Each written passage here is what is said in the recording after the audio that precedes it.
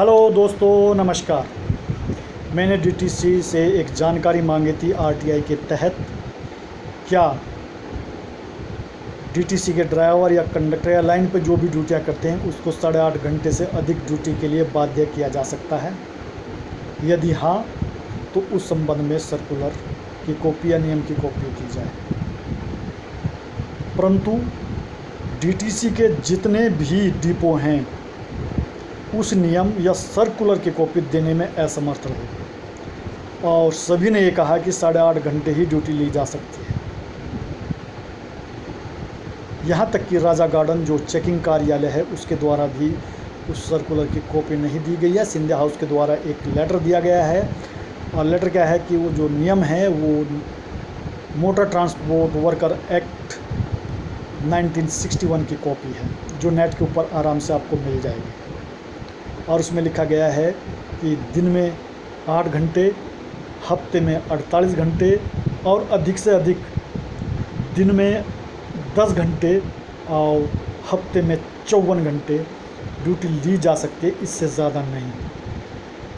और उसके लिए भी कुछ कंडीशंस हैं, जैसे कि लॉन्ग डिस्टेंस, ब्रेकडाउन का हो जाना, due to act of God, ठीक है ना। अगर ऐसी कुछ चीज़ें हो जाती हैं तो उसमें आपसे 8.5 घंटे से ज़्यादा ड्यूटी ली सकती है, परंतु उसका कंपनसेशन भी आपको दिया जाएगा। जो पहले ओवर टाइम दिया जाता था वो आपको याद हो तो वह जो है the motor transport worker act 1961 के अनुसार ही दिया जाता था, ठीक है। तो आपको बाध्य नहीं किया जा सकता, क्योंकि कोई भी डिपो या सिंधिया हाउस या हेडक्वार्टर इस संबंध में नियम की कॉपी या सर्कुलर देने में असमर्थ रहा है। इसका मतलब है कि यदि आपको फोर्स किया जा रहा है 8.5 घंटे से अधिक ड्यूटी के लिए, उस 8.5 घंटे में आधा घंटा वो जो है वो रेस्ट है, वो आपका है, वो डीटीसी का नहीं है, ठीक है दोस्तों। वो डीटीसी का नहीं है, वो आपका अपना समय है और उसमें भी 5 घंटे के अंदर अंदर वो रेस्ट देना है, जो कि लिखा हुआ है मोटर ट्रांसपोर्ट वर्कर एक्ट 1961 में। इससे ज़्यादा कंटिन्यू 5 घंटे से ज़्यादा कंटिन्यू ड्यूटी नहीं करा सकते।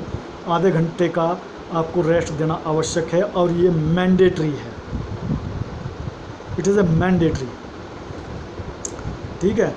और इनके पास में ऐसे कोई विशेष ओकेज़न पर ये आपसे अधिक ड्यूटी ली जा सकती है, जैसे कि आपने जो है याद है आपको अच्छी तरह से, जैसे ओड इवन हुआ था उसमें ली जा सकती है और उसकी प्रायर परमिशन अथॉरिटी से ली जाएगी डिपार्टमेंट के द्वारा। नियम ये बोलता है, ठीक है ना। किसी भी कोई भी डिपो, कोई भी कार्यालय, कोई दिल्ली परिवहन के दोनों मुख्यालय आईपी और सिंधिया हाउस इस संबंध में सर्कुलर देने में असमर्थ रहे हैं डीटीसी की तरफ से। वो जो दिया गया है वो भी ट्रांसपोर्ट मोटर वर्क एक्ट 1961 की कॉपी है जो नेट पे आराम से उपलब्ध है, इससे पहले मेरे पास थी। तो यानी कि यह है जो ज़बरदस्ती आपसे ड्यूटी ली जाती है, ज़बरदस्ती ली जाती है, ऐसा कोई नियम डीटीसी में नहीं है। और एक सरकारी विभाग को एक बनिए की दुकान की तरह चलाया जा रहा है, ठीक है।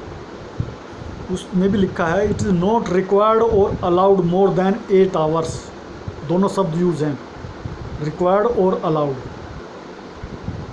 ठीक है दोस्तों। तो ये चीज़ें नहीं है, ठीक है ना। अगर कोई एटीआई नहीं मानता है तो उसके साथ में कृपया करके झगड़ा ना करें, ये मेरा निवेदन है। और उसको हिदायत दे दें, मेरे को फ्यूचर में मेरे मीमो को आप हाथ नहीं लगाएंगे। और जो भाई दूर दूर से आते हैं ना, आराम से ड्यूटी करें। आपको लगता है कि भाई 2 घंटे में ये ड्यूटी हो पाएगी तो उसको आराम से करें, 2 घंटे में करें, अपनी सीआर बनाएं।